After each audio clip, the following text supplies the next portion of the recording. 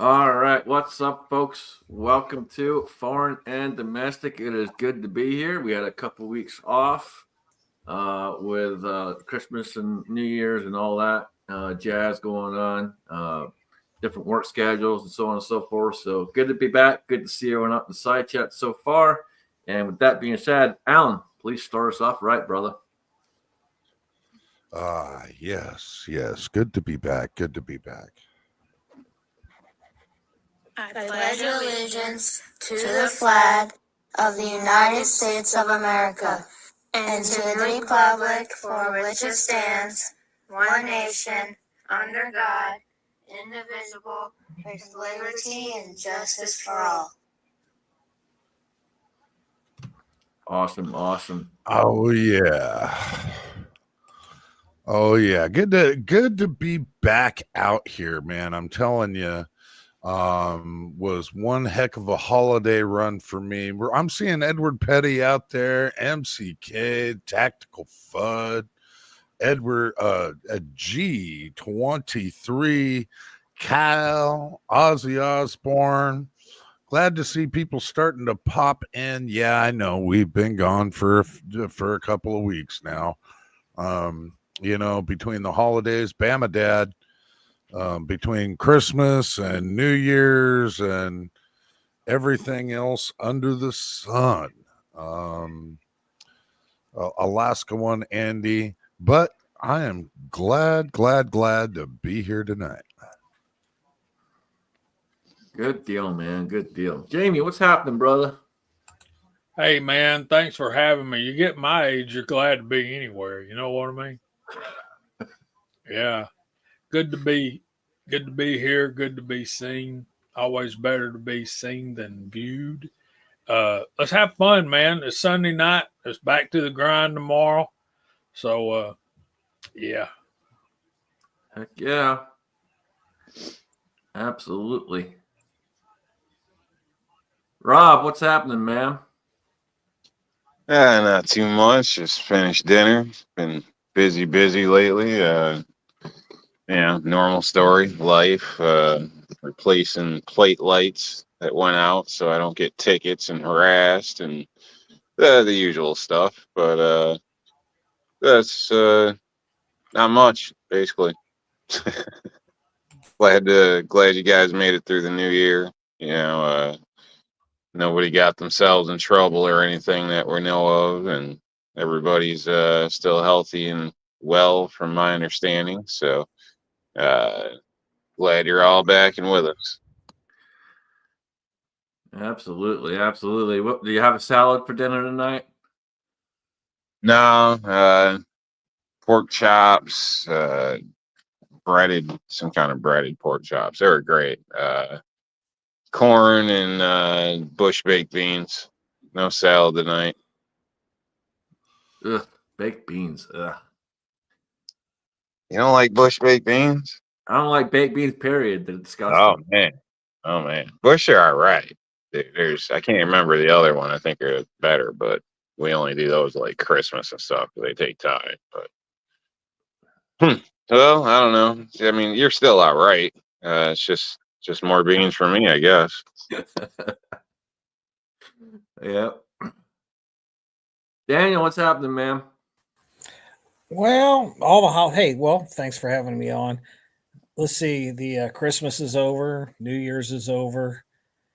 All the stuff that's been going around here is now over. Deer season's over. And everybody out there that shot a buck, your buck is bigger than mine because I never recovered the one that I shot at. So I feel 1 inch tall, if that even big. So 2024, I'm glad it's in the past and ain't no more. It just gives me a lot more to work on to get, so 25 will be a whole lot better. And just remember this, I'm going to wrap 2025 in about 10 pounds of bacon, and I'm going to dig into it. What kind of bacon? Well, I'm sorry to hear it's not a back strap, but I mean, the one that you shot at. So you're saying you missed. I don't think I missed. It took a step forward. That's So why you felt bad. yeah, that's why it's so bad. But I didn't say my wife missed, because my wife, she got a deer, so we got backstrap into freezer. Sometimes you got to send the woman out to take care of the job that the man didn't come through on. Damn. I got backup. So G asked me to check my email. I checked my email. He sent me a picture of his wife's new gun birthday present, and yeah, she's actually got some taste compared to G. He got her a Colt Python. Ooh, sweet. So she's got some tastes, and I don't know what happened there. She ended up with you, G. I mean, damn, man. Well, keep in mind, he probably was motivated by this for his own personal interest. You know, if he bought it for her, then he gets to play with it, but it was for her, you know? Well, the only way to answer that question is, did she go and pick it out, or was it just under the tree with her name on it come Christmas Day? I don't know. He didn't say. Yeah, he didn't say. I'm betting it was more of a look what I got for you, honey, type deal. That's what I'm betting. I'm waiting for his answer on that. Did she buy it, or did he buy it for her? My wife and I, we both went down that road. We bought each other guns, and now she's got the gun she bought for me, and I got the gun that I bought for her.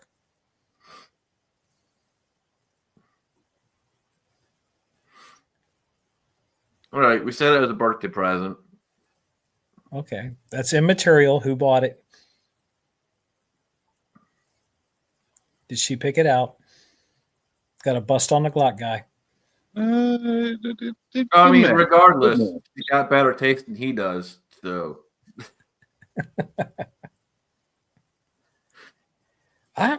Scotsman, I started ripping on busting on you earlier, just texting back and forth, and now I'm picking on poor G. G. okay, let's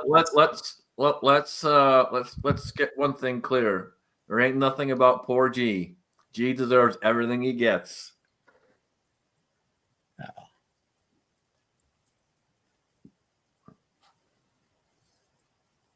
He's a big boy. He can take it.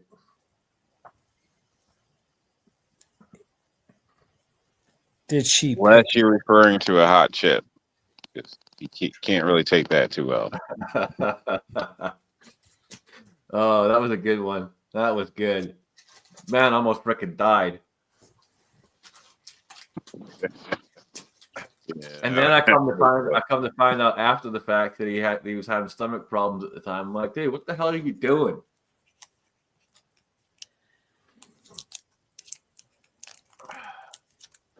He's all in when it comes to a challenge. He's all in. Even if it'll kill him, he's all in. I'm all up for doing stupid shit here and there, but I mean, damn, man.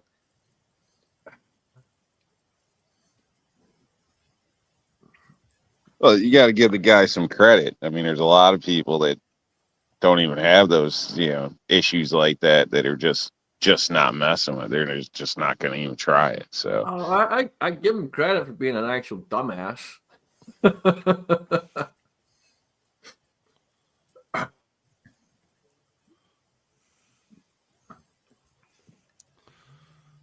Hobbies Hobo has a valid point. Yep, absolutely.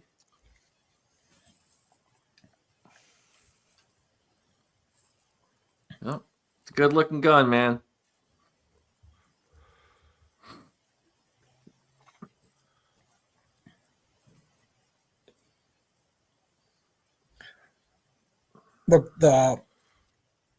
We say he's got the Python. Yeah, he got her a Python. Would that be the 357? I just Can't think right now. Yeah, should be.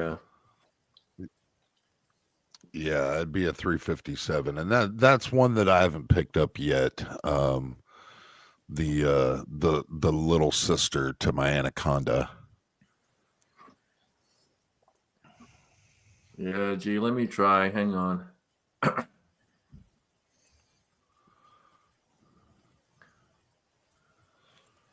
Yeah, Now, the pythons are tempting to say the least. now, is it true that the barrel on the Anaconda is so long that you never really have to fire a shot? You just point it at somebody and it chokes them out? That's only partially true. It depends upon if you have Tyrannosaurus Rex arms or not. Okay. Okay. If you have Oh, if you it's have something like to strive normal for. length human Yeah. arms, Yeah. Cost of ammo and stuff. I mean, yeah, it's something to strive for, something to consider. yeah, I have found that bringing it down to the target is easier than bringing it up to the target. But I think Scotsman's got one of those 22-inch long barrel 22 pistols that makes that barrel look small. Yeah. Oh yeah, that's pretty. That's pretty, That ain't it? is pretty.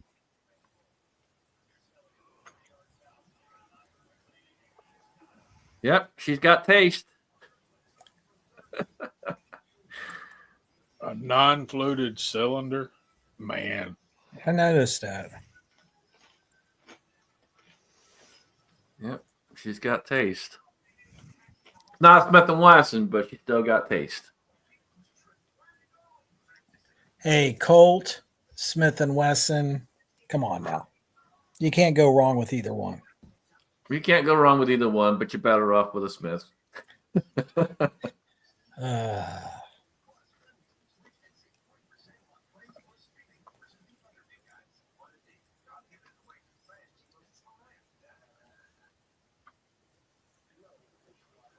Yeah, I think one of the reasons why I haven't rushed out and gotten a Python is well, because I do have a couple of 357s to shoot.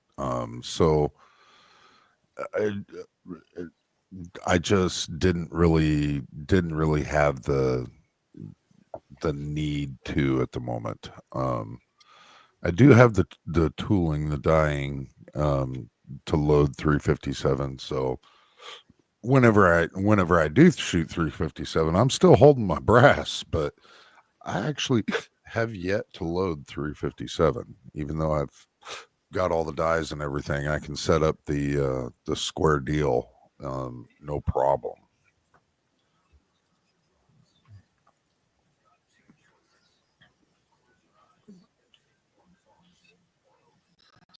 So did G23 take her out shooting, I assume? Because, can't just gift somebody a gun and not take them out shooting.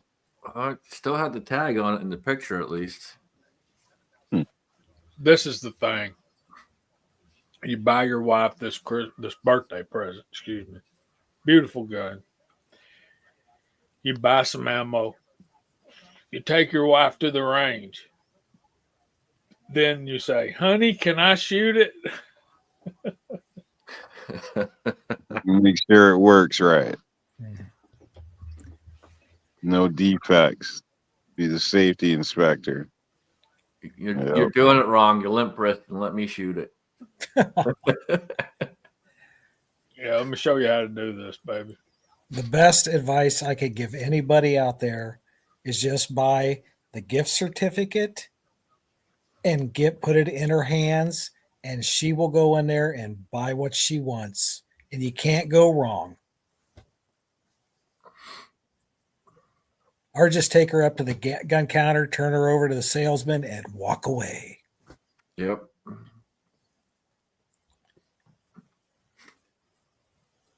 And hope she doesn't come back with that little pink thing that's a hand cannon. That's usually just a rookie mistake they do once. I mean, my wife has made more gun purchases last year than I did. She doubled my gun purchase. I mean, for every one I got, she bought two.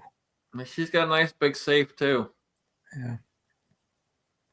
She's got her own safe, so she's working on filling it. Yeah.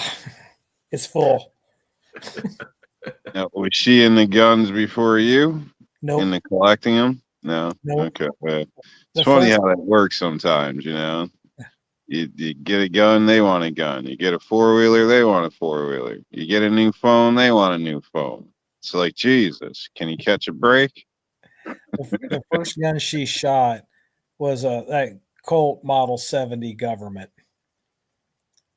Because after our second or third date, I said, "Hey, if you're going to hang around me, you're going to be shooting guns, and you're going to see this other guy a lot. You know, my one good friend, and because this is what we do. If you ever come over to my place, and I'm not there at the house, just wait about 5 minutes, and where you hear the gunfire, that's where we're at." So yeah, there's that. 34 years now.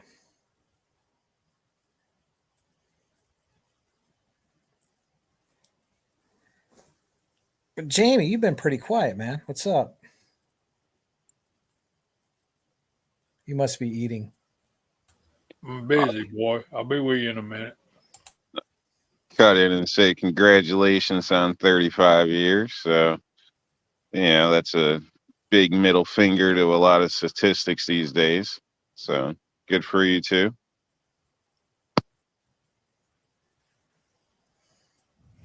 Good for her. I don't know how she's put up with it that long.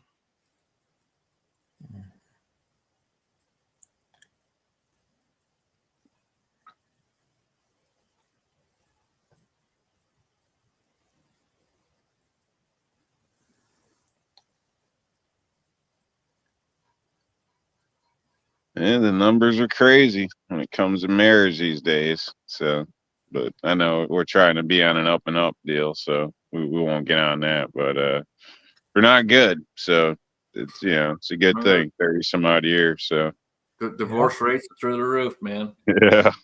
Yeah. See, I learned though, if you spend just as much money on your wife as you do yourself, things ought to be good. Because that number one thing is causes divorce, money problems. Well, I might have an advantage in that field then, because when it comes to myself, I'm cheap. Like shit. I'll go to the store like 3 times before I actually make a purchase. Sometimes I just fight with myself, but other people, her, whatever, it's not even a thought really. So Yeah.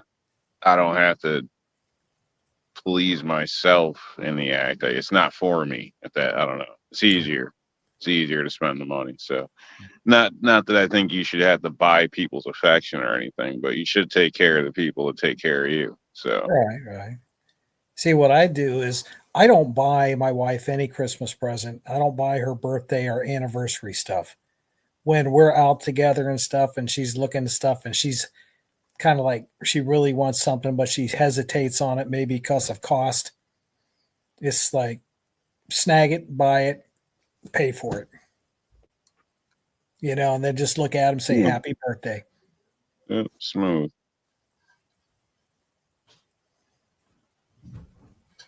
And there's G. He come in to counter the abuse we've been throwing at him. What's up, man? I'm still waiting for Rob to turn around and buy his woman a concrete mixer. I mean, he's been abusing her for like fucking 20 years on this bullshit. I bought her a new knife set. Get off my ass, man. I'm working on it.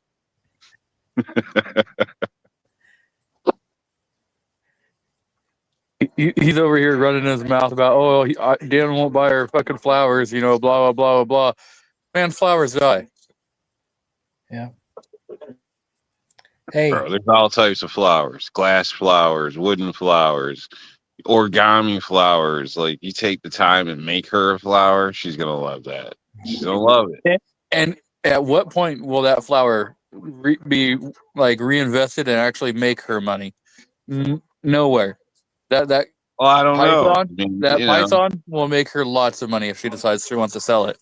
if you do something Well, significant and in society, or it could be worth something if it was handmade by you.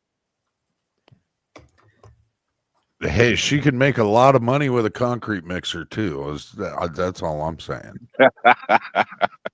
Damn it. Rob, don't ever buy flowers. You can pick them up you go past at least 2 graveyards, you can get flowers for free. But Any flowers church. they die. What you need to do is just get the nice Walmart cheesecake, multi, the one that's got all different kinds in it. That right there, you're golden. And chocolate flavored coffee. I I'll mean, just take you to the Cheesecake Factory. if you buy her a concrete mixer, then she can literally go work the streets and make a lot of money.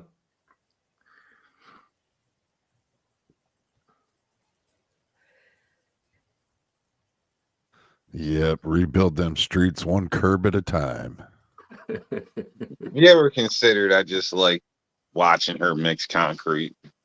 Uh-huh. Yeah. What, you give her a wheelbarrow, here, push this damn thing after you've mixed up 100 pounds of concrete and take it all the way down 3 miles down the road and pour it. You got to keep her in shape somehow. No, it's a selfish act on Rob's behalf. He just likes to see her stir stuff. Yeah. Yeah. Else we start stirring the pot that has the poison in it. Now, G's been in the room here for what, somewhere between 5 and 10 minutes, and we still haven't got an answer out of him yet. Is the python for him or is it for her? No, that was completely for her. Of course he's going to say that. She's right beside him. With a python, for crying out loud. Of course he's going to say that. Shoot him right live on a live stream.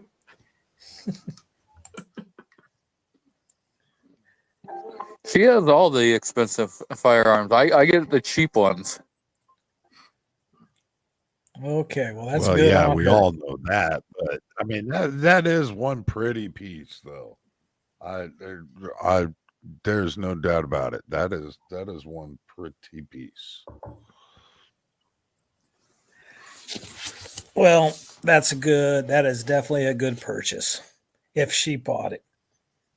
I don't know. Would I buy something like that for myself? Hell yeah.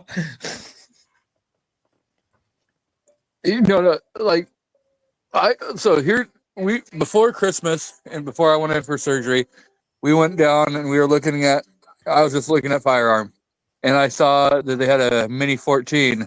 I was like, ooh, and she saw that Python, and she's like, said that she wanted it for like birthday, anniversary, something like that. I was like, maybe. And she goes, here's the deal. If you buy me that, then you can have the Mini 14. Well, I was just looking at it because, it kind of reminds you of the A-Team. But she still ended up with the Colt Python. And if I want, I'll go get me a Mini 30, not a Mini 14.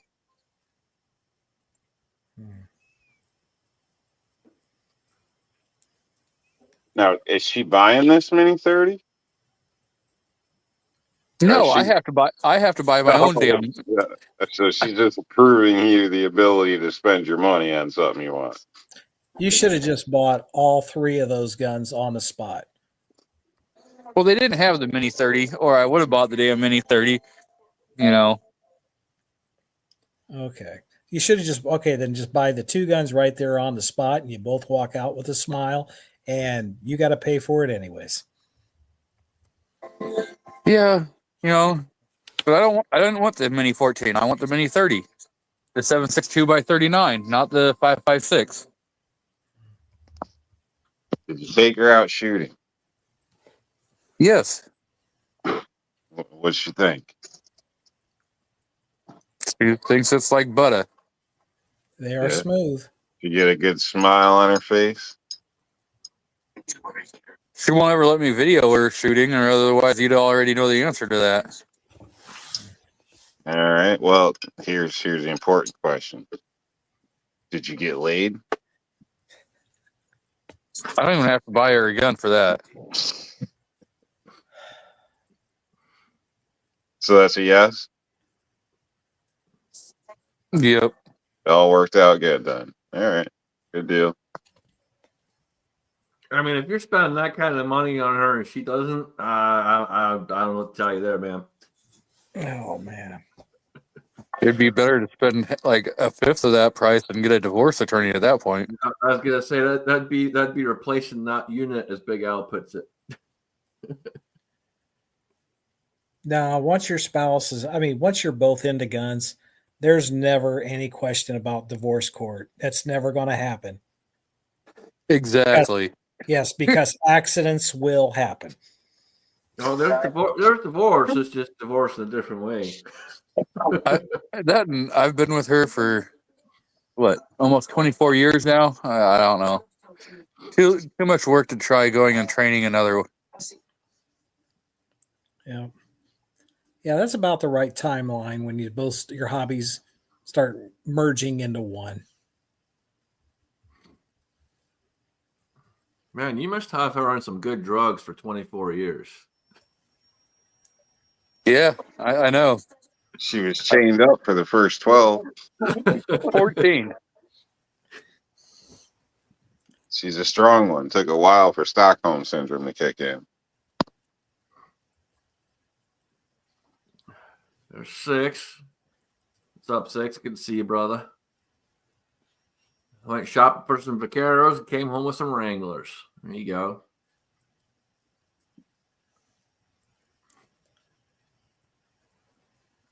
The jeans or the firearms? Firearms. You never know. She could have decided to get some Wranglers jeans. Yeah, they almost cost as much as a High Point. Okay, somebody else got into clothing, so I'm going to jump on this right here, right now. I want to talk about this to AllenBePro, and I want to do it on the air. Mr. AllenBePro, okay. did you ever receive your bearskin tactical hoodies? So, and for those that don't know, I disclosed that I had ordered some bearskin tactical hoodies, and Jamie said, well, I did too, but I haven't gotten shipped anything. I haven't gotten any notice from them, anything else. My story is kind of involved. Actually, I ended up placing 2 separate orders. I had one order for a men's for myself, and I had an order for 2 females, one for my former girlfriend and her daughter. And I get a shipment notification saying that the female bearskin tactical hoodies had been shipped. And I'm like, okay, so what about mine? Couple of days go by, and I'm like, really, seriously, what about mine? And I get an email saying that Bearskin Tactical Hoodie canceled my order for mine and is refunding my money. I'm like, why would they cancel it? Maybe they just, they don't have my size and the color that I ordered or whatever, but get with the program. It's the beginning of winter going into Christmas. You better have fucking stock, in my opinion. Well, I ended up receiving the 2 female bearskin tactical hoodies, and I got a notification on the 10th of December at my bank saying that they had refunded me for my male one. Now, 2 separate orders because I was putting them on 2 different cards because they were going to cancel my cards if I didn't use them. And so I created 2 separate sales orders. They sent a refund. And then 6 days later, they sent another refund for the same amount. So Bearskin Tactical Hoodie did send my 2 female that I ordered, charged what they were for the 2 female, canceled my mail order, and refunded it twice.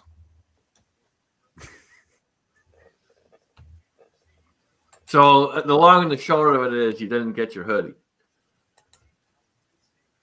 The long and the short of it is I didn't get my hoodie, and I got 2 females for free, because after you buy one, they're like, oh, well, if you buy more, they're so much cheaper.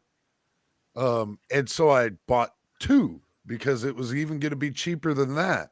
So my first one that I ordered came out to like $147.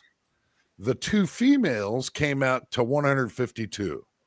So basically, it all came out in the wash because I got refunded $147 twice. So I paid $5 for 2 female tactical hoodies. And no, I never got my bearskin tactical hoodie. So you're out in the cold, and your ex and her daughter are nice and warm and snuggly, but you're still without.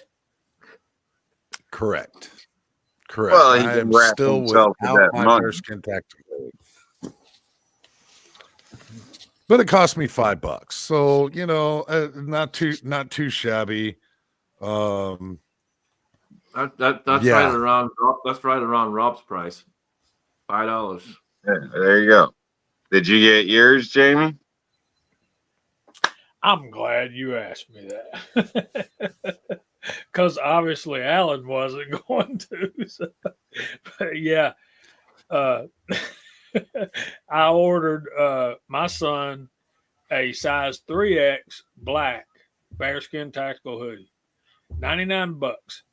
The order was placed on December the 2nd. Okay? December the 2nd. You got 3 weeks till Christmas, right?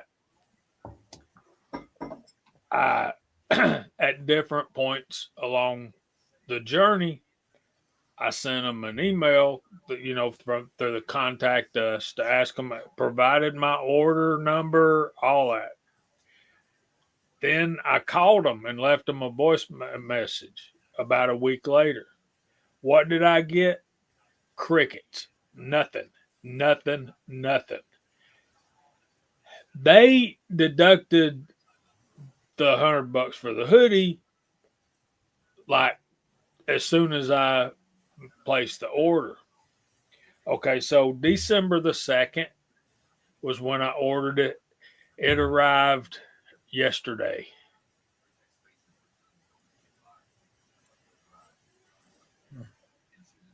January the 11th. So basically, like 5 weeks. Did it come from China or something? Did it go through Amazon? Oh, shit. I ordered it straight from their website.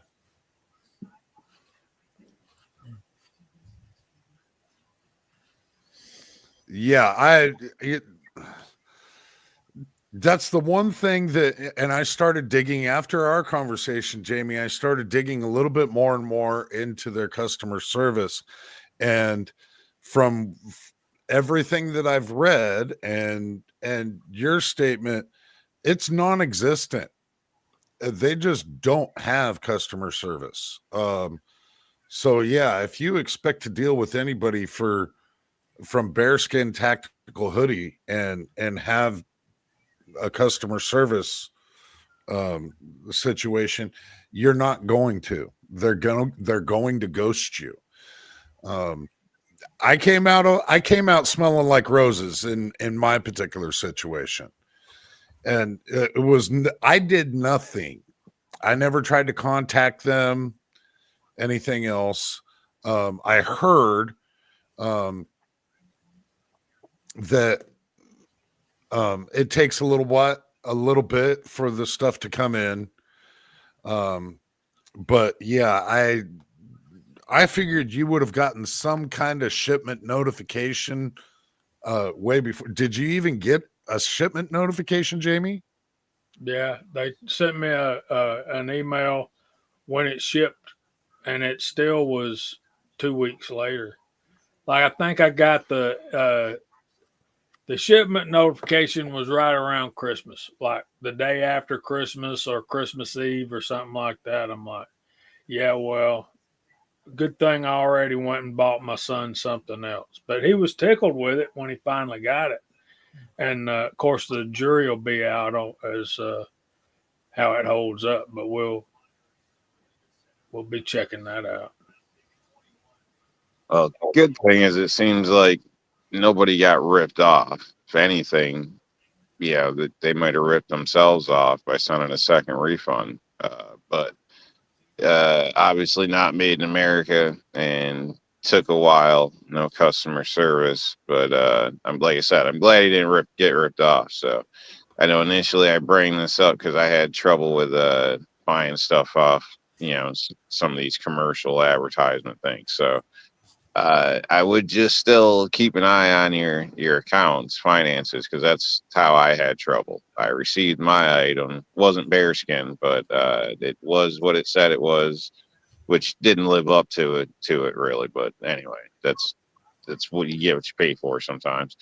But afterward I had trouble where, there was a bunch of purchases put on a card that, clearly was not me. So, and it turned out to be a big ordeal. So basically, I just watch the back end, keep an eye on your stuff. So, not trying to jinx anything or anything like that. But as soon as you guys said that before, and I asked if it was like direct off a link or from their site, I think one of you went with the link, one with the site. Always go search out the site, skip the link shit, because, it could lead to problems, basically, for everybody's peace of mind and not a pain in the ass. I know things are covered these days and all this, but it can be a problem. And the last thing you want to do is spend half a day calling your creditors and trying to, to have everything on a watch and blah, blah, blah, and all this bullshit. Because if you've ever been through it, you probably know it's not fun, easy. Oh, that's a huge pain in the ass, man. Yeah, They're there for quite a few years, and it was just with the one bank. I've never liked Wells Fargo. Wells Fargo's always been a horrible bank. There for quite a few years when I was with Wells Fargo. Every 6 months, dude. Every 6 months, something would happen. It was just that damn bank, dude. I constantly it'd be 2:00 in the morning, 3:00 in the morning, something like that. Hoping you don't notice. Yeah. Yeah, well, this is what I've decided about the bearskin tactical folks is I don't know this to be facts. This is my conjecture about how my dealings went with them. I'm telling you that my conclusion is that the guys you see and hear on the commercial on YouTube are paid actors. This is a totally Chinese company, Chinese made stuff, and there is no storefront, there is no office, there is nothing in the United States of America. This is a purely Chinese endeavor. And if I'd have known that ahead of time, I never would have done business with them. And the hoodie that I got was not like the one they showed on the commercial either. Ooh, that would piss me off. See, that's when it was advertised. That would piss me off. Yeah. The female ones I received were basically what was advertised, or at least they looked like what they were advertised. Now, because that particular relationship has come to an end, I'm not going to be able to get any reviews on if it's worth a crap or not. And typically, whenever I go to buy anything, one of the first things that I do is find out, can I get a version of this that's made in the US? Yeah, it's pretty hard to buy everything USA made. It's real difficult. You have to do your legwork. And this, in an odd circumstance for me, was a spur of the moment buy. It was literally just spot. Hey, you know what? I've seen these commercials enough. Forget it. I'm just going to buy a couple of them. And so I did no research on it at all, other than I looked at a few of the reviews, the actual reviews that get given. They're selective and they get to put them on their website, and on their actual website, because I listened to Rob's thing. I didn't click a link through Instagram or something, but it takes you to the same exact place. Come to find out, if you click through Instagram or if you just search it up onto the web. Nevertheless, I didn't do the research to find out where it was made, but in the reviews, it was stating that it would take maybe a little too long to ship. It takes longer to ship, and I'm like, takes longer to ship? Yeah, that doesn't sound great. But yeah, I would. Will I purchase another bearskin tactical hoodie? No way. Nope. They're not going to see a penny of that money that they refunded me. That's not happening. Never. Nope. Oh, then the real kicker is when the stuff finally gets here, they send you an email. Did your stuff get there? Well, how about giving us a review and rate us, and we'll give you have 24 hours to use your $20 credit toward your next purchase. I'm like, you really want me to review this? So I did. And I guarantee you will not see my review on their website.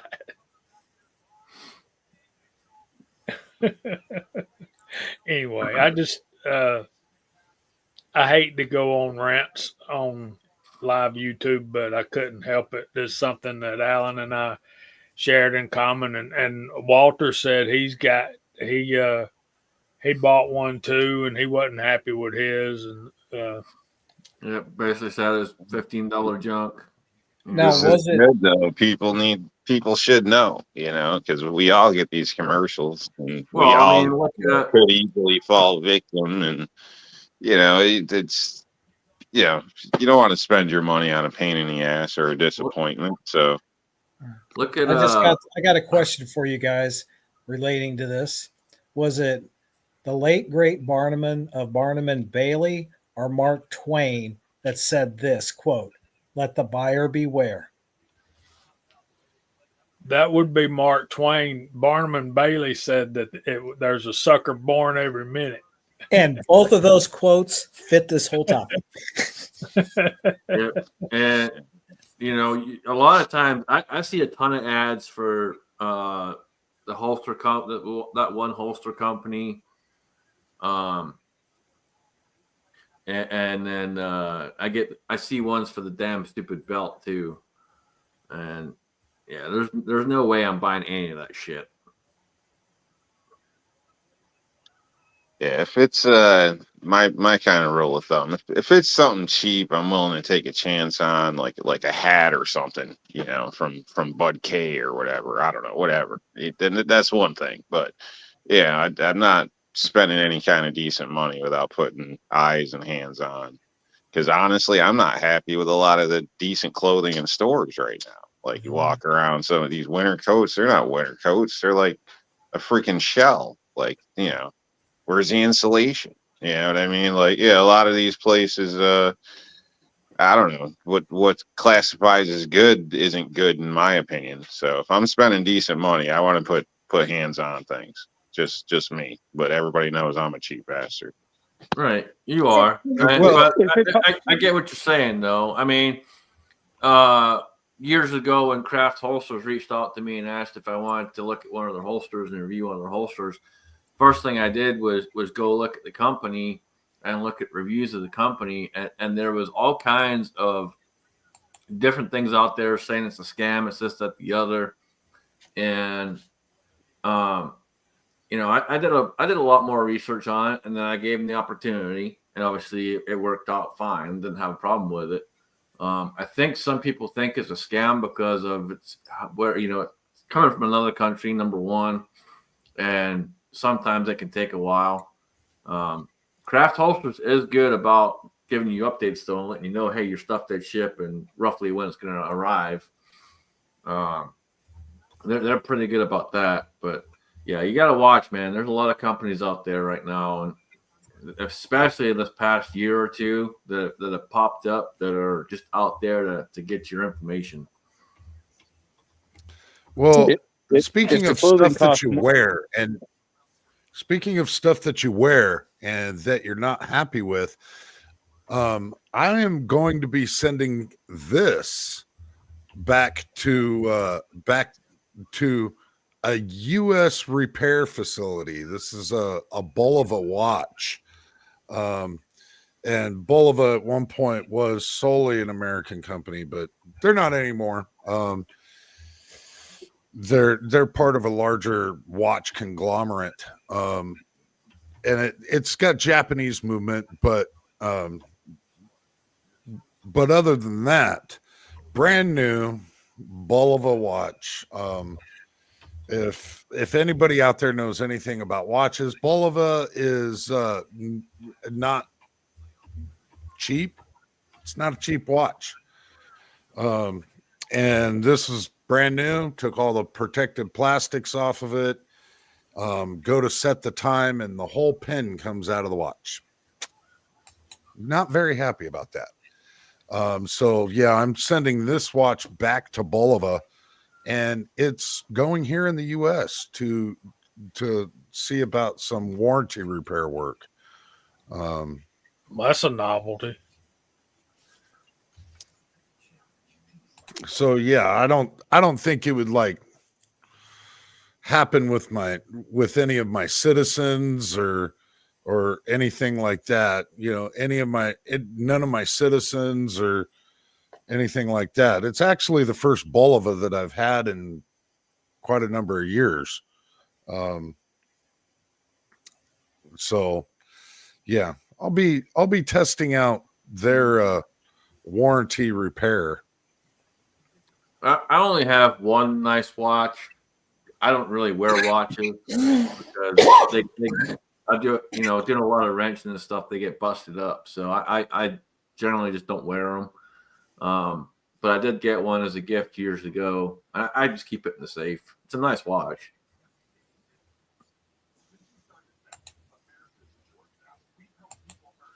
I forget the brand of it. So if any clothing article costs more than like 50 cents, Rob's out there screaming and yelling at the poor dude at Goodwill.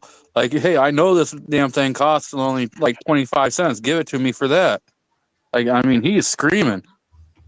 Yeah, you know the deal. I mean, shit, my cousin made that for 2 pennies.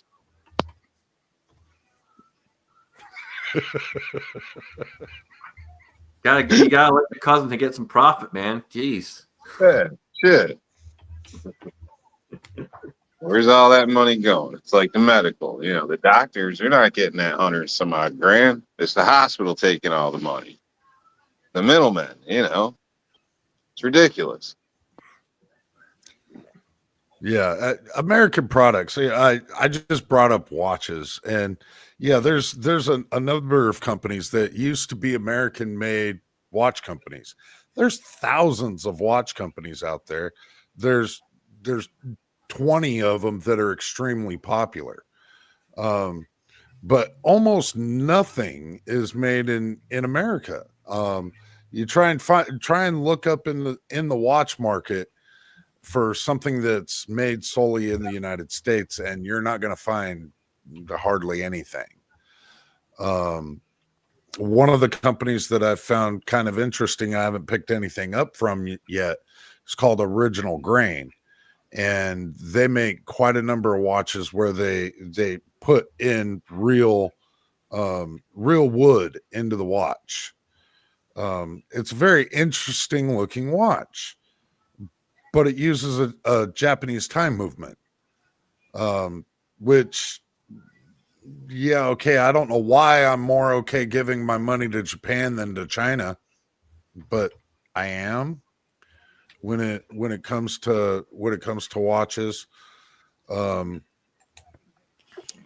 To say that I'm like a watch fiend is not true. I didn't wear watches for quite a number of years, like a lot of years. I just recently have been looking more and more at American made products, and just some watches tickled my fancy. And so now over the past week, I've ordered 5. I might have a problem. I need some help. Damn, you better slow your roll, man. Moderation, buddy. Moderation.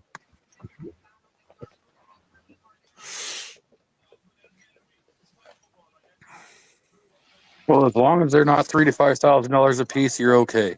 Buy like 30 of them. Sure. Yeah, $3,300. to try and find to find like a modern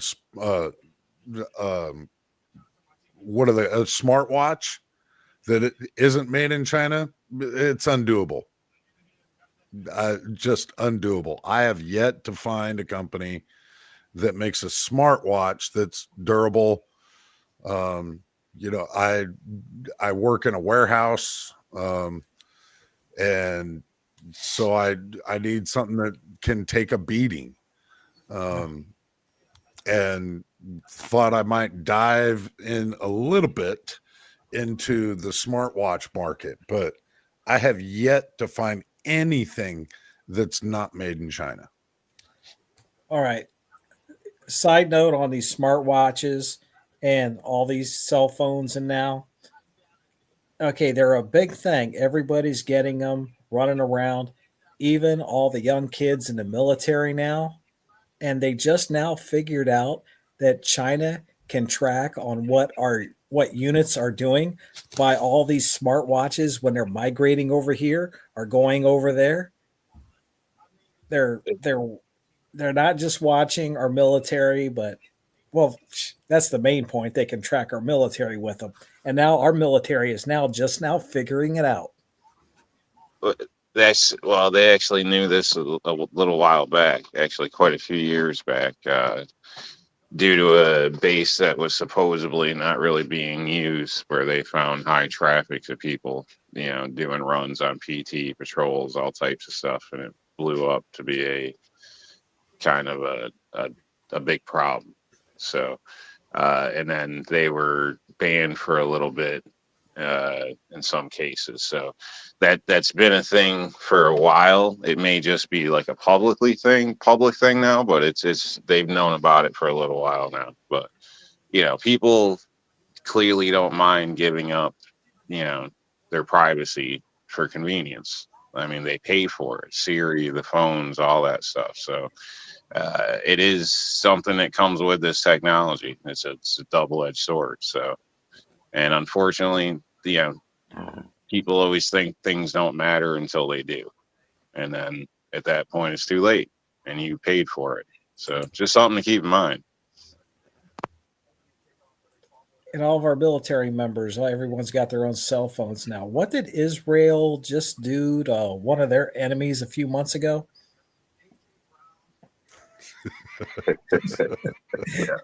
Pagers, cell phones going pew. Yeah. Things are crazy, but it's civilians.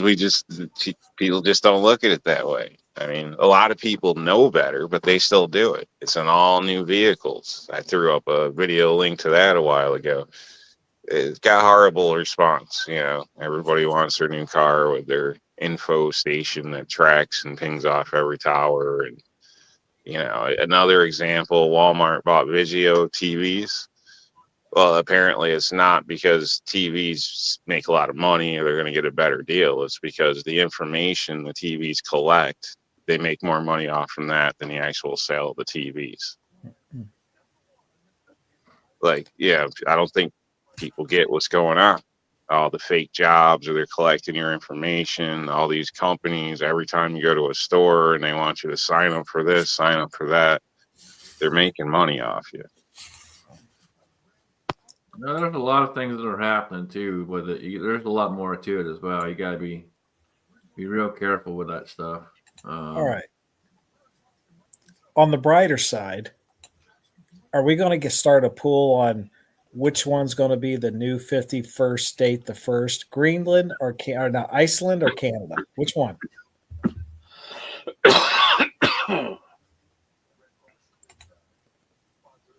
No takers? Well, I believe that Trump has already kind of given an indicator as to which one is more how do you say it? Which one stands out as the main resource to boost the U.S. economy back?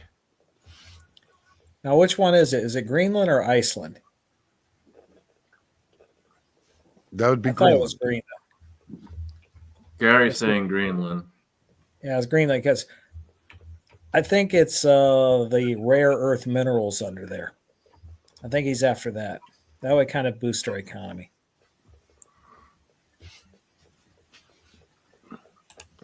And less liberals.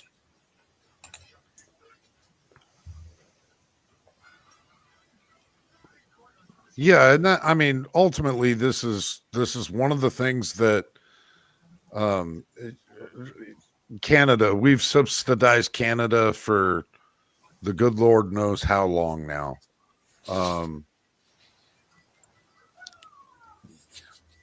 Yeah.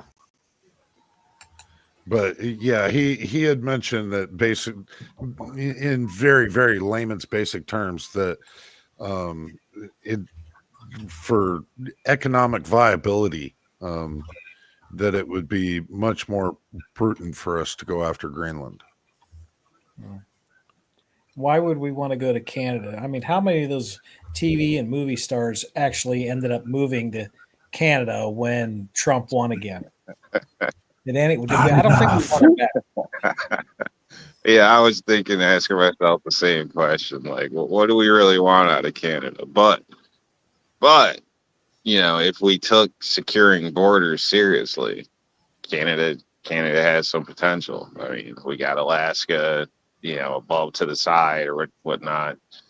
By land, you got to go through Canada to get to our area, Alaska. Yeah, so maybe we already have some interest to it. Plus, at the same time, we wouldn't have this northern invasion if we took border security serious. Because as we all know, everybody focuses on the southern border. Well, the northern border is basically wide open, and several people have been documented that come through that illegally. So, well, and it's been pronounced, and it's been pronounced and announced. It's been announced globally. Ultimately, if you want to try to get into the U.S. illegally, you don't do it through the southern border. You do it through the northern border. There we go. I mean, that might be another good reason, and it's right here. We know that there's plenty of cells and stuff over here. There's all kinds of information that we've seen of various cells and all that happening, and they're coming in through the northern border. We're right about halfway, Alan. You want to go through the side chat, brother? We got quite a few folks out there. Oh yeah, it's been rolling out there. Abigail's out there. Armament and Axis, Burnaby Sanchez, Big Al, Chessboard, Chris from the 740, Edward Petty, The Gizzard Gary, Insight Freedom, listening to us while he's driving on icy roads. Michael Dunn, 6-shooter Texan, Thorzax, Tim S, Vanessa Kitty, Viejo. Man, it just seems to go on and on. Thank you all for showing up tonight.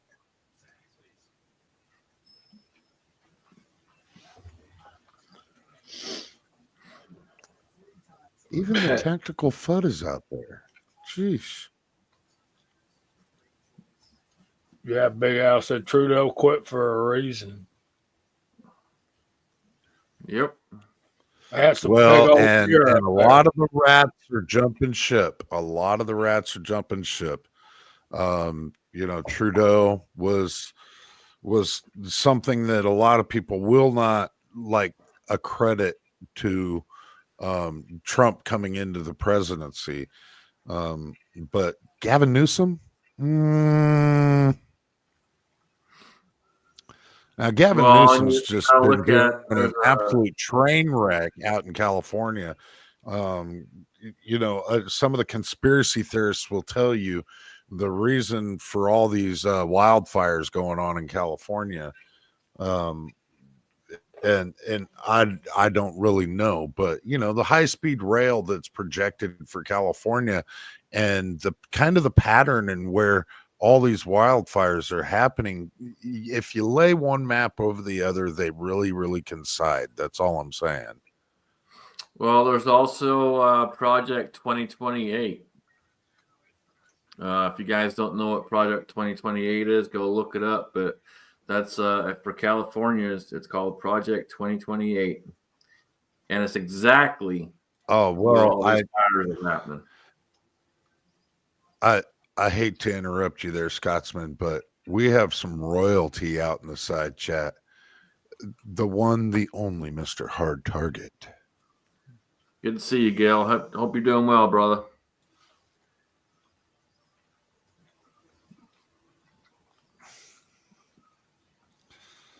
Yep, California's burning to the ground. The only thing left is bricks and slabs of concrete, and so they're letting them all go in.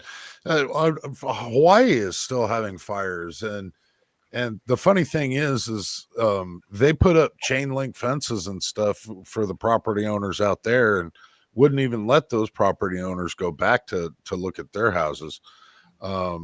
So yeah, I don't know what that was all about, but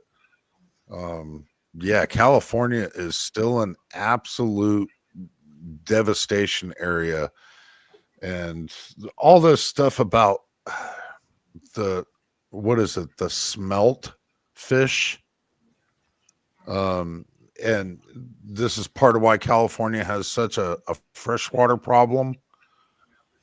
So if you don't know about the smelt fish takes just really basic layman's way of explaining it.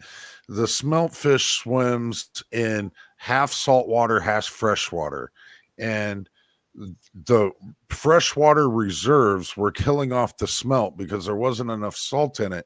And so the powers that be out in California was dumping freshwater into the Pacific Ocean, and they have been for ages now, while people in Southern California are dried till there's no tomorrow, and there's no water to fight these fires.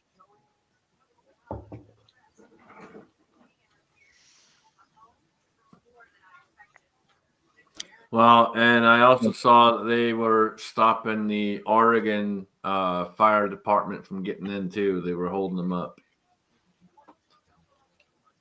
Yeah, I mean, to also throw in there from my understanding, this has been a known issue for a long time in California. A lot of the issues with the fire breaks, them not funding certain things, not cleaning areas up. I mean, after a certain time period, the growth that needs to be dealt with, basically they won't let people deal with it personally. So it's it's basically just turned into a damn kinder box ready to go with all the regulation and everything going on. So it does seem like this has been kind of, yeah, it's a hell of a coincidence if it's all just, yeah, circumstance. I don't know. Yeah, it seems like it's been kind of orchestrated in a way, in my opinion. So a lot of things that pointed to either being very, very ignorant or a part of something bigger, from what it looks like, at least in the way they've been dealing with land management, from my understanding. Well, and it's not just California; it's all over. You gotta look at all these so-called natural disasters and shit that they say, are natural. They're not natural. If you actually pay attention to what's going on, a lot of it is by design. And you just got to look at what's going on in that area, what's available in that area, what resources are there, what things do they want or what things do they not want to be available. And that's what you got to really look into. And when you dive into it, it's a big hole. But when you dive into it, you'll see there's a lot of shit there that they're not telling you, obviously, and they're going to keep from you on purpose. So don't believe what the news is telling you, because the news is full of shit.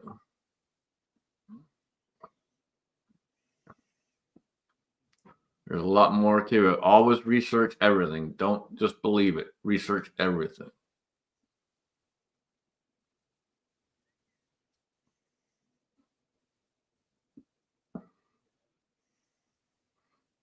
We got issues where right now we're getting ready to do the transition, and you got Biden looking at pardoning people who should never be pardoned because apparently they've never done anything, but he's going to pardon them anyway. How does that make any sense? He's looking at Liz Cheney and Fauci and some others, but they've never done anything wrong, right? So why pardon them? This pardon stuff's getting out of control. I mean, I think it's a spit in the face of everybody. So, yeah, it's like, especially with his son, like, it's biased. It's to partly cover his own ass. And, it's basically a blanket pardon. Like, that's ridiculous. Yeah. Well, and none of us are supposed to be above the law. It's not a national security thing. It's to cover your ass. I think if it's a family related thing, there should be no way you can do any kind of pardon with a family member. Yeah, amen. And the fact of the matter is sniffing Joe Biden publicly announced that he would not pardon his son. I will not, he said specifically. And then just turns around and does it. And they wonder why the American people don't trust their fucking government.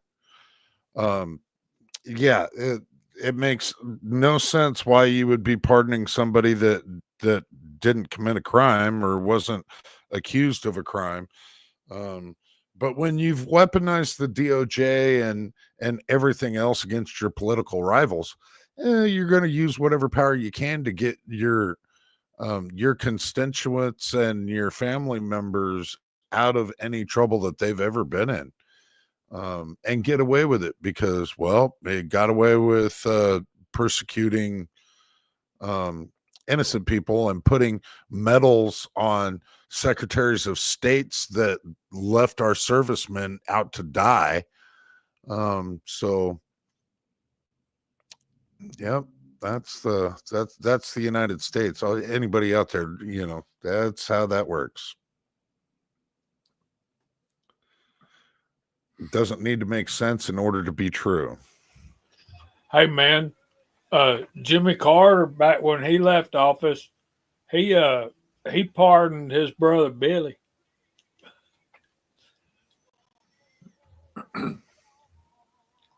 Yeah, to me, it's just nuts. You shouldn't be able to pardon a family member. Period. You just shouldn't.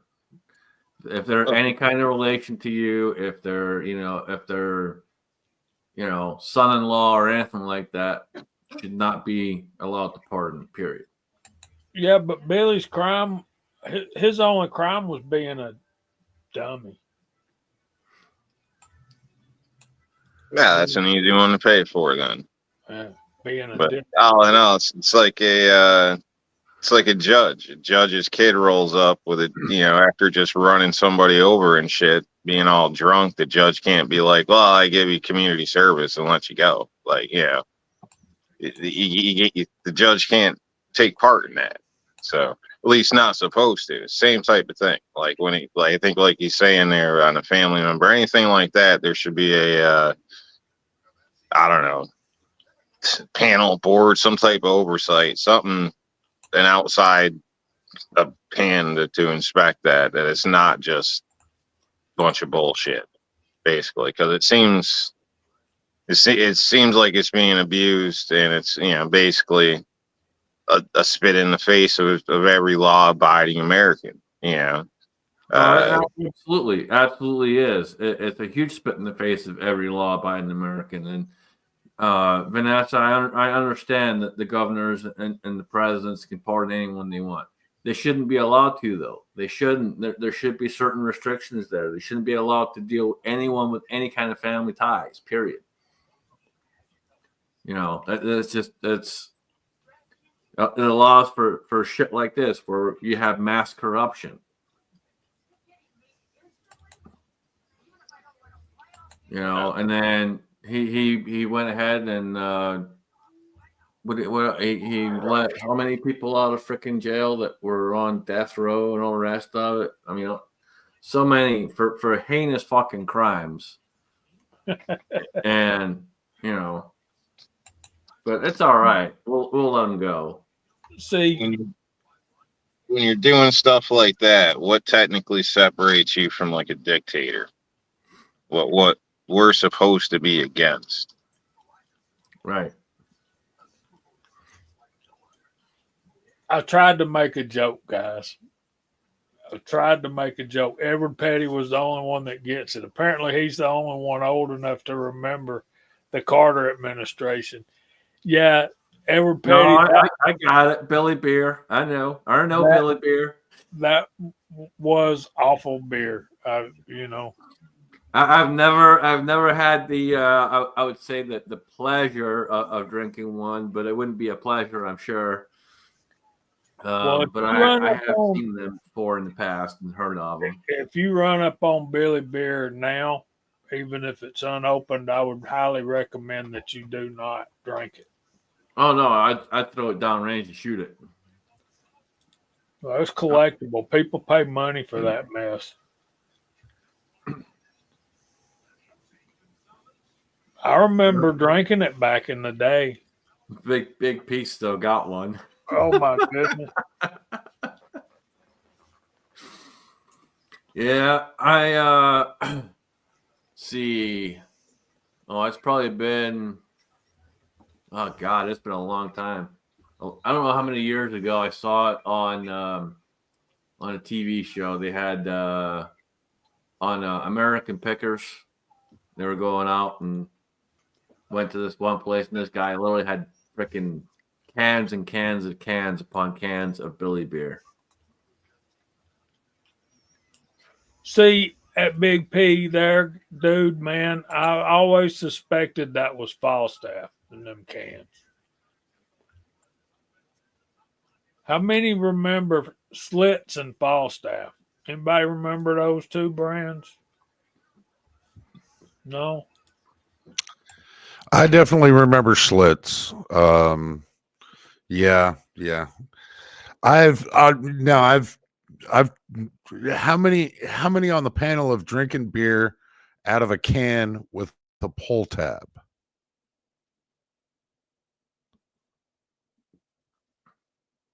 Am I the only one? I have, but it's been a long time. You know why they made them the way they do now is because people would pull those off and put them in their beer, and then they would swallow them and get them stuck in their throat and have to go to the hospital. I believe. I'm not kidding. And we give this generation crap for eating Tide Pods. I believe back in the day we had pull tabs on some of ours. I don't remember for sure though. That's a long time ago. Jamie, do you remember when they started making hats out of them pull tabs? No, I don't remember that. Oh, you don't? That was a big thing up here. I remember 'em- that was I a remember thing. Yeah. I remember them making chains out of them and stuff like that. Just hang them on the wall and see how many you could collect. Yeah, there was, Vanessa. Those pull tabs were, yeah, they were kind of dangerous. But that's what we need, man. We need the government to step in and save us from ourselves.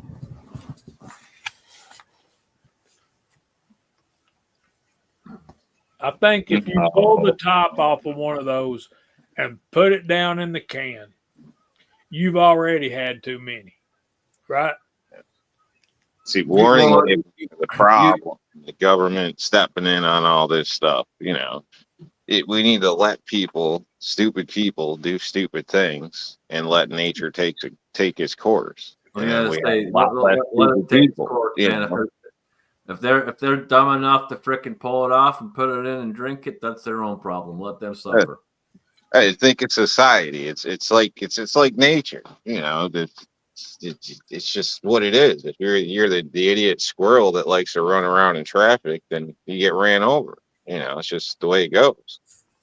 Called the There was a law. guy running on the road earlier this morning when I went to the store. I'm like, dude, you are such a fucking idiot. Some of the roads out here, they got, they're hilly, obviously, but you can't see over that as you're driving, so you're not going to see him. So as soon as that car comes over, if he's right there, he's just getting hit. That's right. Yeah, the monkeys that climb on the telephone poles and get zapped. The other monkeys see that and they say, "Nope, not me," and they go climb in the damn tree. Oh man. Right.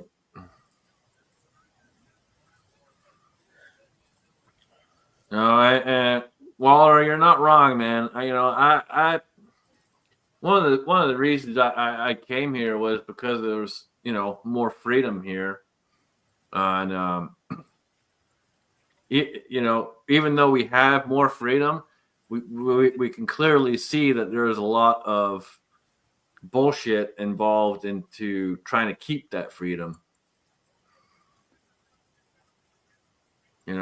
And that was one of the bigger reasons why I was like, I just need to get my citizenship, get it over and done with, because it's the fight is bigger than me, and we all need to stick together. I remember Carlin Black Label. I remember those Miller High Life, those little pony bottles. Man, I remember Carlin. Shit, Carlin was big back home. That shit was big for a long time back home. Probably, I think it still is. Yeah, that was my point, Walter.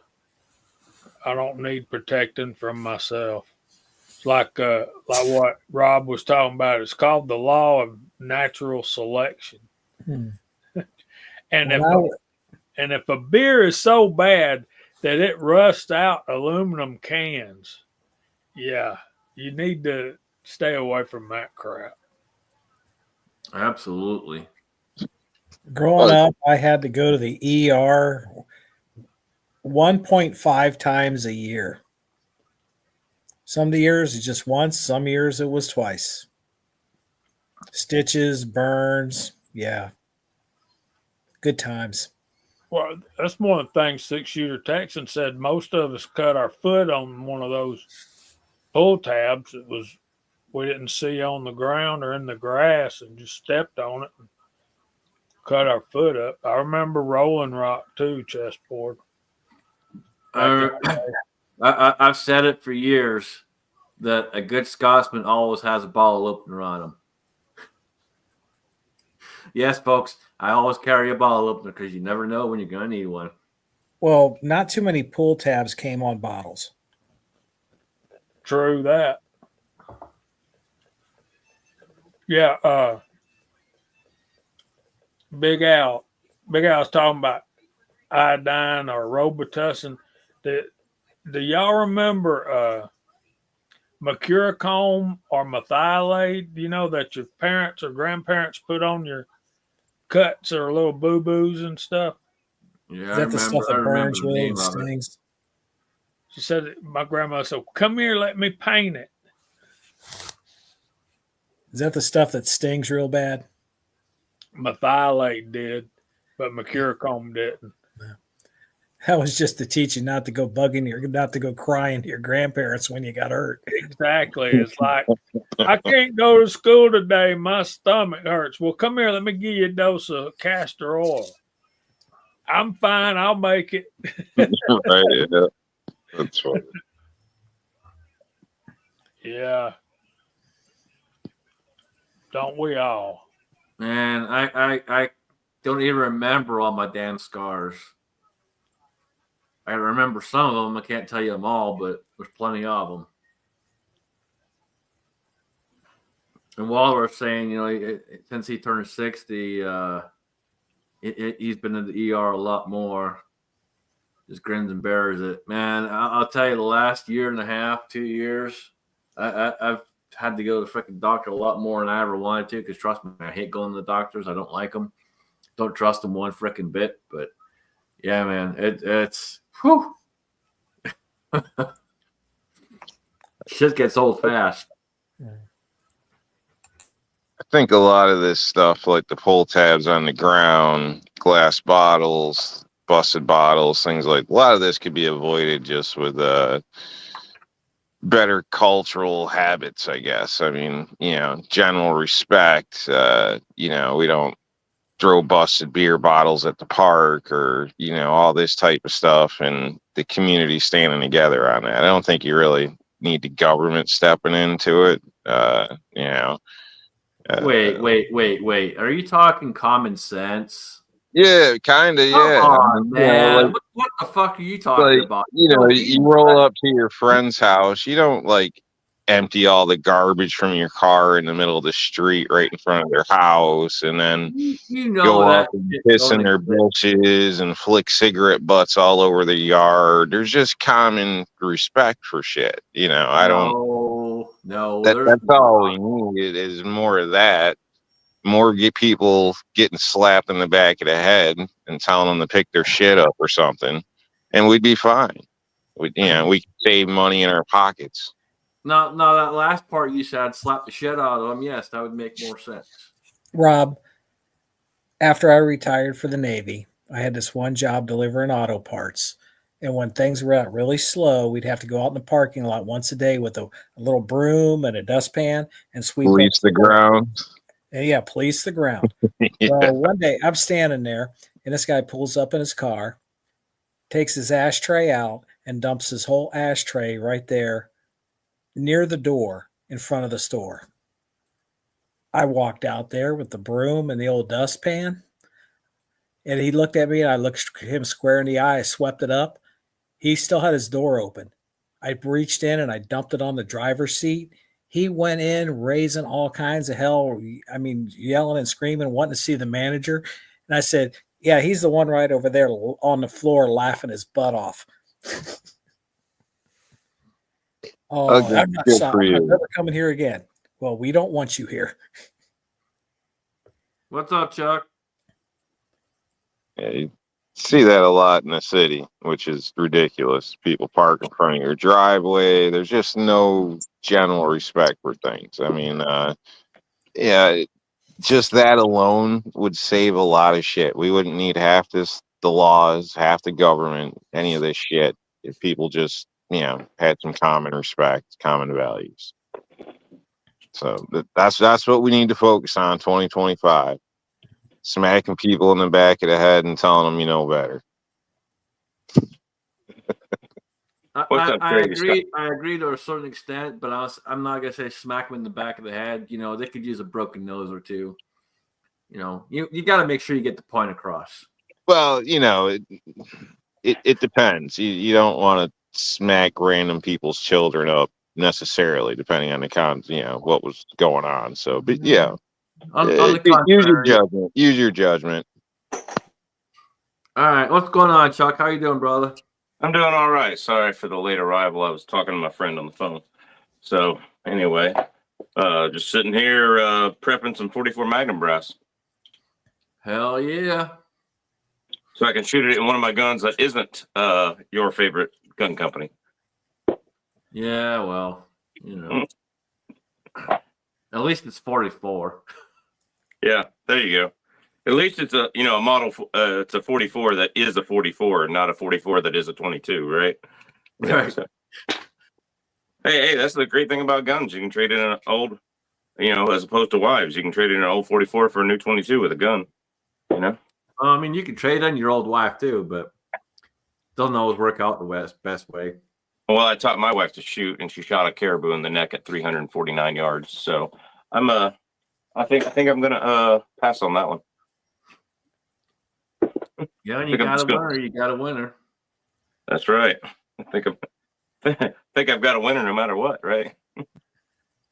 No, she's pretty awesome. So I mean, she puts up with you, so she's got to be. I mean, right? Like she's got to be a miracle. So, and she puts up with my mini me's. Right. So, yeah, that's right, people. I have bread. God help us all. He can run, but he'll just die tired. That's right. That's it. I mean, you ain't running far in Alaska. No, there's a 6,000 foot mountain across my path, and my back and nervous and leg issues. I don't think I'm making it up that mountain very far. For me, I just don't run. I'm done running, dude.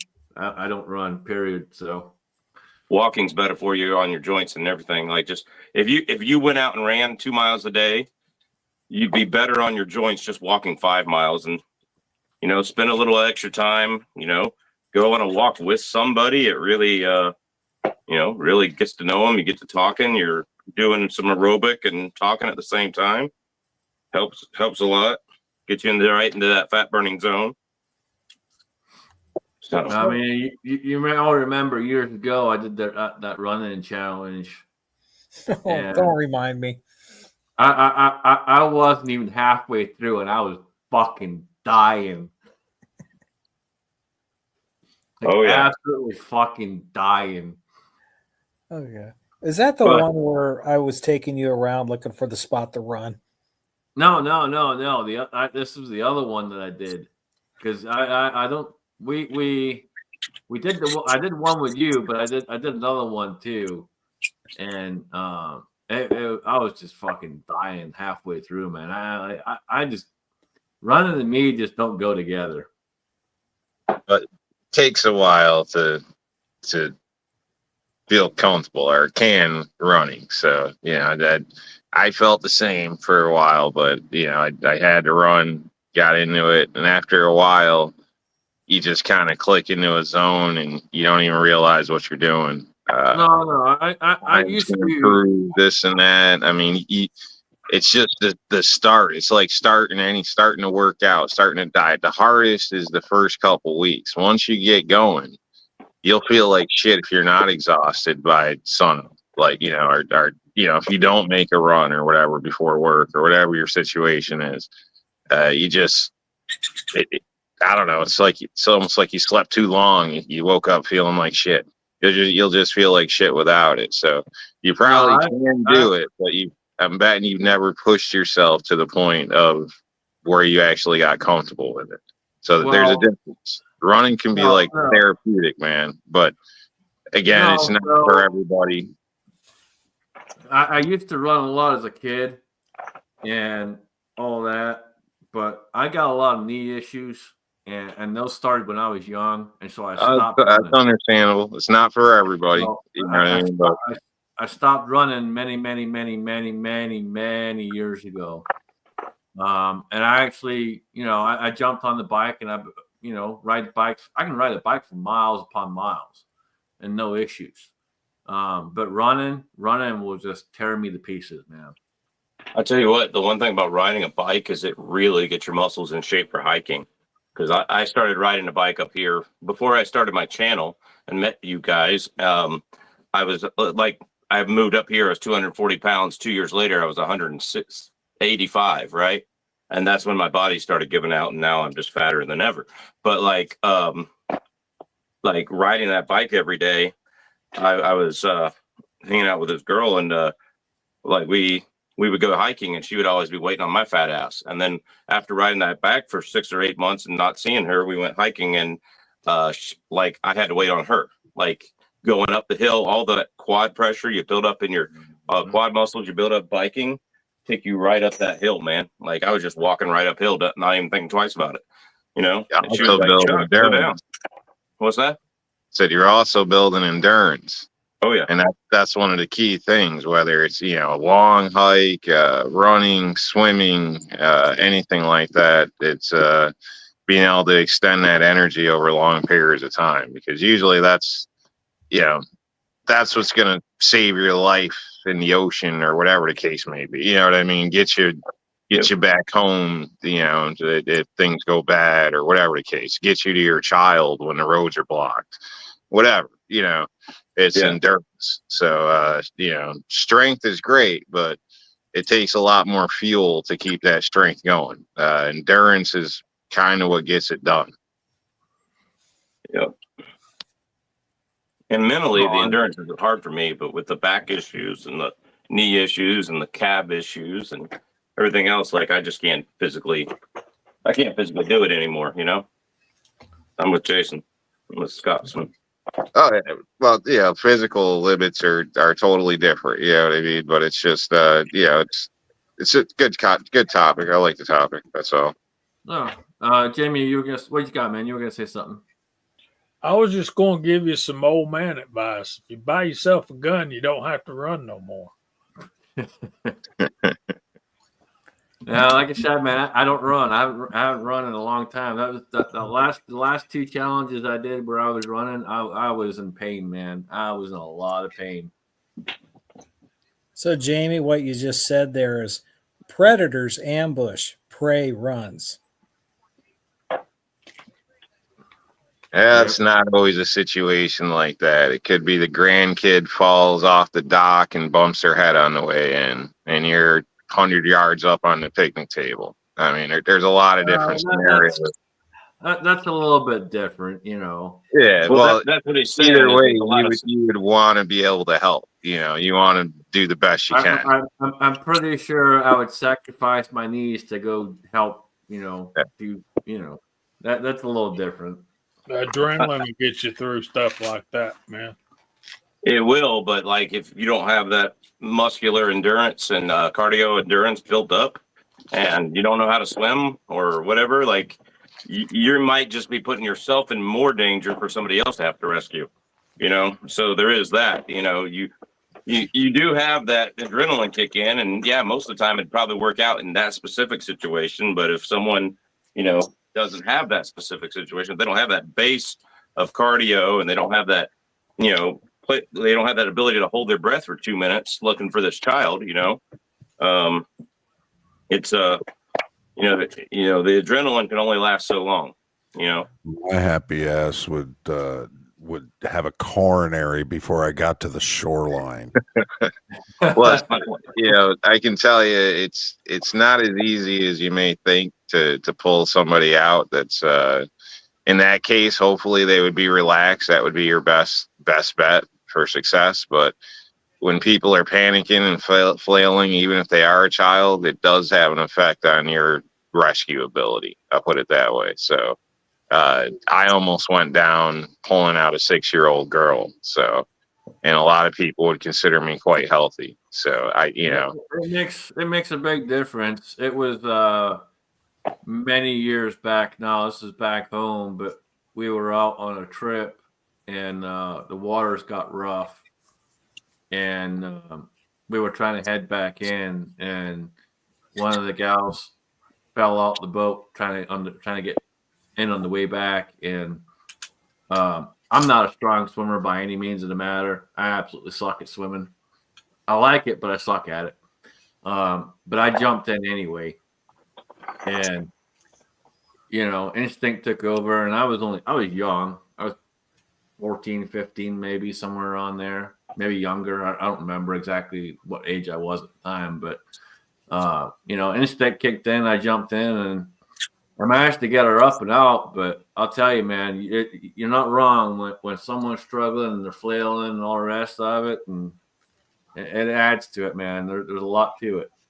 Yeah, it wasn't until my mid 20s that I actually took a lifeguard course and realized through this training how significant it is to have just dead weight compared to weight that's fighting you, and how you actually grab somebody and are pulling them is significantly, it changes it completely.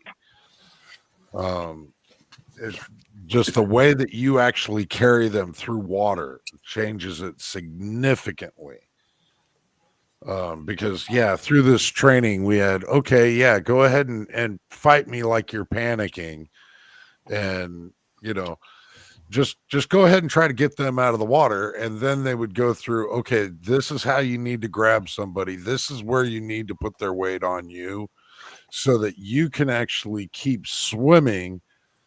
And it made night and day difference. Although at that time I had great cardio. I was a super, super strong swimmer. That's one of the reasons why I got into lifeguard training to begin with. But yeah, it plays a big factor.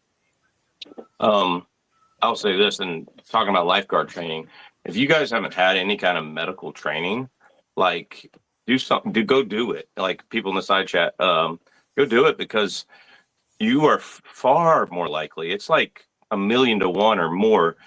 You are far more likely to use your first aid training to save somebody's life than you are if to use your handgun in self-defense. Like, it's not even close. Like, you are far more likely to help somebody with CPR or lifeguard duties or whatever, bleeding out or something like that. You are far more likely to help somebody than you are going to have to be to take a life to defend your own. It's not even close, statistically. And I've always said it for many years at this point, but if you're going to know how to kill someone, know how to heal someone. Amen, brother. Amen. I like that. And if you're prepared to take life, you should try to be prepared to save life as well. And sometimes they'll come across, but I totally get that. I've been trained to do all kinds of different things and this, that, the other. And one of my big things when I learned a lot of this stuff was, okay, I'm learning this. I can potentially kill somebody, defending myself, whatever it may be. I should know how to take care of someone if something else happens, or, I get in that situation and I'm able to defend myself to the point where they're off of me. And at that point, you're still, if you can save them, save them. Don't. It's always been a big thing for me, man. If you're gonna know how to kill someone, know how to heal them. Doesn't take a whole lot to get some basic knowledge of the body, basic knowledge of healing. No, and besides, you want that guy to be alive so he can stand trial for what he did to you. Like, I know a lot of people say that's not true, but like, you're not gonna, change the mindset of those people without helping people. The criminal community, whatever you want to call them, like, without helping people, you're not going to be able to change the mindset, right, of that community if you're just shooting. In some ways, it one goes with the other too. I mean, say, you're out with friends and something happens, your friend gets injured, shot, whatever, and you had to deal with the aggressor. So, I mean, sure, you're going to call 911 or somebody else did, but do you want to just sit there and stare at your friend saying, oh my God, or do you want to try to assist until, medical arrives? It doesn't Doing necessarily got to something. be with gunshots. It's What about true. the basic Heimlich maneuver? The abdominal thrust. Wait, You are wait, wait a over- minute. Wait a minute. If it's one of my friends, I want to stand there and laugh. Why wasn't that one of the options? I Right. guess you can, but a lot of us might kind of wish we did something, or try to help, even if it's compression or something. You know what I mean? Depending what it is. Granted, if I'm you're not not gonna. sure, you probably shouldn't, get involved in some cases, and that's where training comes in good to have a good idea of what's going on. Because there's a big difference between like a gunshot and internal bleeding or spinal Well, injury from an and auto accident, or there's big differences. So sometimes you need to mess with somebody. Sometimes it's better you don't, because you're probably going to get sued and go to jail. the thing of it is training don't cost a whole lot for some of this stuff. And then there's all kinds of books out there. I know people don't like to read anymore, but get a book and read, people. You know, YouTube videos. I've got tons of different books on medical and the body and learning the body, understand how the body works, all of that stuff. And it's important to know. I would I say have this. a book on astrophysics and antisocials. Antiphysics, astrophysics for antisocials. Yes. Right, and that's available on Amazon, right? No, it's sold wherever a flea market you can possibly find. So somebody mentioned the Heimlich maneuver. I've actually had to do the Heimlich maneuver to save a life. It is not fun. Let me tell you that much. It's even less fun when you're doing it over the chair, because that life is your own. So, yep. Let me tell you, I was eating the stupidest thing you could ever choke on, rice and cheese, right? And my ex-wife was like 15 minutes out, and I had already started eating. And shows me not to eat without her, right? And anyway, like, I had to go over the chair myself, and man, they don't tell you that, like, you're going to puke all that up. They don't tell you that part in the training. And not only are you going to puke it up, but it's going to come out through your nose when you do it. It's pretty, it's pretty, yeah, it was on a it should toddler. come out of every orifice. But I divorced my third wife because I wouldn't perform the Heimlich maneuver. Now, did you have a delay on wanting to eat rice and cheese again? no, gosh, I'm a fat boy. Okay. I just No, my allergies sometimes were acting up. My throat was a little sore. I mean, it's springtime, allergies. I'd just a combination of things, and I just didn't chew it enough before I swallowed. And it's like, it's not even something that's hard to swallow. Yeah. I had to do the Heimlich maneuver when I was 18 or 19, somewhere around there. My girlfriend's dad at the time was choking, and no one knew what to do. I ran in and did the Heimlich maneuver, and he ended up with 3 cracked ribs, but I still saved his life. Now, okay, last good, Chuck. Mhm. When you had to do it on yourself, and you say, were you sitting there eating cheese and rice? What food did you choke on? Cheese and rice. Okay, you were sitting there eating cheese and rice, and when you went to wash it down with the beer you had, was it the beer tab that actually got caught and started choking you? No, that's why the story's so embarrassing. So, no, I literally choked on cheese and rice. So, I'm telling you, that's how bad it was, dude. That's embarrassing. I know that's embarrassing. Yeah, volunteer fire departments, they will give courses on basic life saving. If you got little kids and toddlers running around, Oh they yeah. will use that abdominal thrust sometime in their childhood because all these little kids are always sticking stuff in their mouth. I know it's like I was an instructor and I've only had to do it once, and it was actually on my own kid when he had a big wad of paper in his mouth. He chewed on it, and all of a sudden I heard that high pitched whistle going on, and it was just hold him like that. And I said, "All right, watch this." Boom, and that thing shot clear across that wad of paper, shot clear across the room about 18 feet. Yeah. World's best spitball gun. And did you teach him how to do a spit wad properly after that? No, because I was the champion of spit wads when I was younger, and I didn't want to go through that. Y'all heard Daniel is the champion of spitting. At least he could shoot something. Sellers. Mm-hmm. He's a seamstress and spits. And here Chuck's trying to challenge me to a gun thing. Oh, you'll whoop my ass. I know you. I don't even make videos anymore. I noticed that. I just haven't got into it. It's just like YouTube is just like, I don't know. We're like that ugly girl at the dance now. Totally ticking me off. Yeah, I can do that to you. It's definitely had its fair share of bullshit over the last few years. That's for sure. Yeah, I mean, half my stuff I should probably post to Rumble only.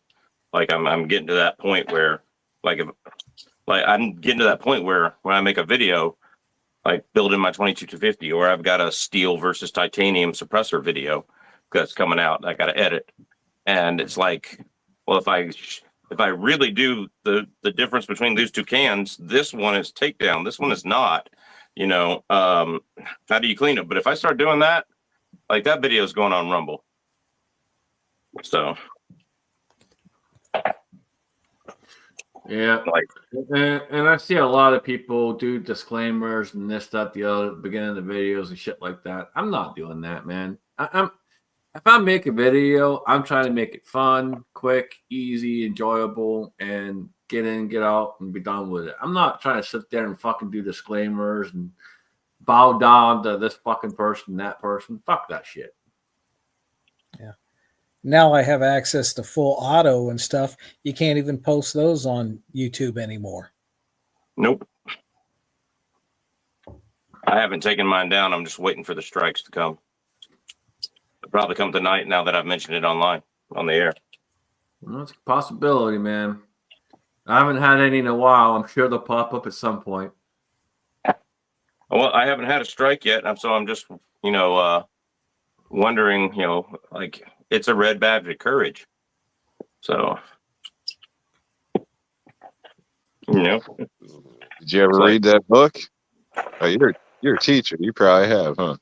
I have not actually. He's a gym teacher, dude. He's not a fucking teacher. He's a gym teacher. It's a good book. If you can't teach, you do gym. Hey, I taught history and science and all sorts of things before I taught PE, dude. Right, exactly. I'm teaching the kids more multiplication because you couldn't teach. So I'm actually teaching the kids more multiplication in PE class than they're getting in their damn regular class. I got fifth graders going to middle school not knowing their damn multiplication tables. So I put all the multiplication answers on one big wall, and now they're throwing basketballs and dodgeballs and frisbees and all that kind of stuff at it and getting points, and I'm having class-to-class competitions on the multiplication. Oh, you're still doing dodgeball? All right. Well, no, that's the type of ball they were throwing. I'm not actually still doing dodgeball because of the damn rules, but yeah, Hillbilly, we were talking about the Heimlich maneuver. We were just talking in general about having to do any kind of life saving if something happens, having the skills and the knowledge. Bring back dodgeball, get rid of bicycle helmets, and bring back the pool tabs. There you go. And may every garden hose be warmed to 278 degrees. Shit. And you can drink out from the garden hose without getting sick. Go play in the fucking mud, people. Get sick. Get all the crap that's out there. It doesn't matter. You'll get over it. You can buy garden hoses that you can drink out of now, technically. So just throwing that out there, but they're not expensive or abnormal or anything. They're right on the shelf with the other garden hoses. Growing up, we just drank out of garden hoses. They gotta be cheap. They didn't have to be certified potable water only. Yeah, big advertisement on the front of it that says you can drink from this hose. Most people are like, what the hell? Alan, is that why you lost your third wife too? No, the second one. That makes a lot of sense. Well, I was jealous anyway. She was bigger than me.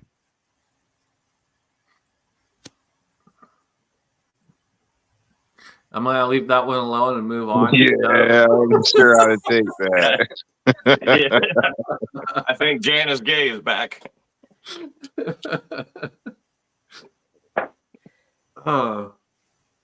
We're coming up on the hour. Chuck, what you got, brother? Not a whole lot. Not a whole lot. I've got some 7mm mag barrel length comparisons coming up, and an ELDX versus terminal ascent video coming up in the 6.5 need more caliber, and yeah, and then I'm going to SHOT Show. So yeah, so that's what's good. That's what's up. Cool, man. This will be your first time going to SHOT Show, right? Yep, be my first time going to SHOT Show. Have you been? Because I know you were in the industry. No, I haven't been yet. I haven't had the chance to get out there. I might happen at some point.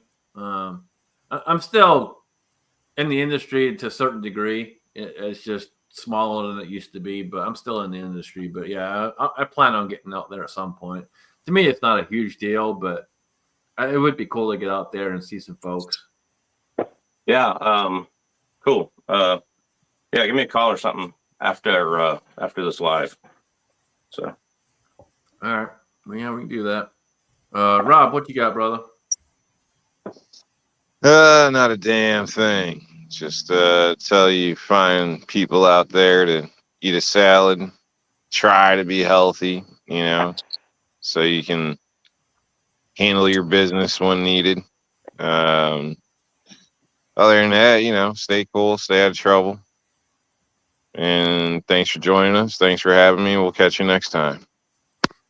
Awesome, man. Appreciate you. And staying out of trouble is no fun. So I don't know why you said that one. Daniel, what you got, brother? Oh, nothing. Deer season's over. So now I'm just gearing up, getting ready for the next shooting season and competition. And I'm telling you what, folks, if you need to go out there and whether it's a pistol, no matter if it's IDPA, USPSA, cowboy, or, doing some long range rifle stuff, get out there. You'll get so much better and you're going to meet a whole lot of good people. Thanks for having me on the show tonight.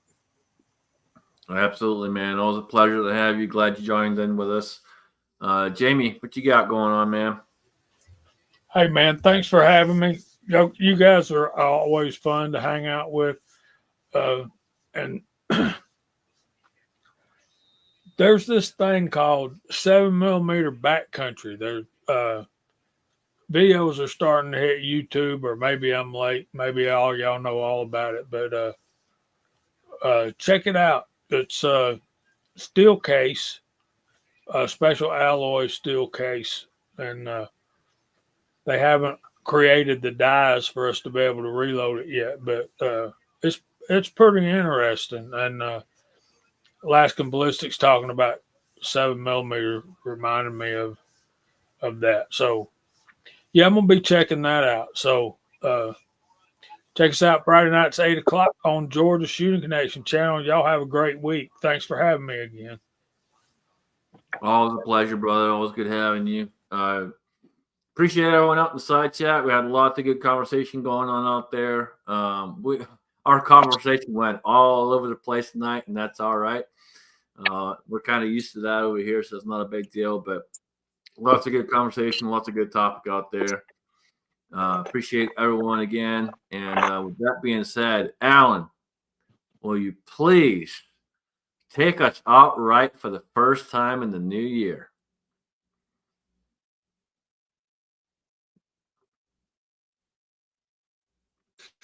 I guess I could. Yeah. 25, new year. With that said, I don't have any new videos that I'm working on right at the moment. I do kind of have a tendency to want to do something that I won't disclose at the moment. The one thing I will do is give you some dad advice. Buy yourself a CZ Shadow 2 Compact. That's simple. That, and to keep them magazines loaded and one in the chamber. Woo!